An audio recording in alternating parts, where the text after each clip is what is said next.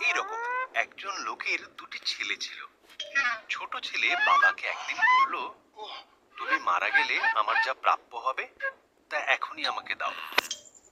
বাবা খুব দুঃখ পেলেন আর তিনি তার সম্পত্তির অর্ধেক ছোট ছেলেকে দিলেন। ছেলেটি তার প্রাপ্য বুঝে নিয়ে দূরের একটি দেশে গিয়ে বাস করতে লাগলো।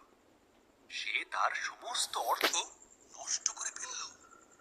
এমন সময় সে দেশে দুর্ভিক্ষ দেখা দিল। ছেলেটি তখন শূকরের খোঁয়াড়ে কাজ শুরু করলো। খিদের জ্বালায় তার শূকরের খাবারই খেতে ইচ্ছে হল। মনে মনে সে ভাবে, আমার বাবার দাসেরা এর থেকেও ভালো অবস্থায় আছে।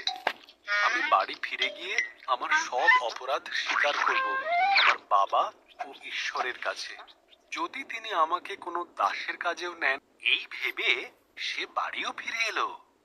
যখন সে বাড়ি থেকে অনেকটাই দূরে, তার বাবা তাকে দেখতে পেয়ে দৌড়ে এসে তাকে জড়িয়ে ধরলেন। ছেলেটি বলল, আমি তোমার ছেলে হবার যোগ্য নই বাবা।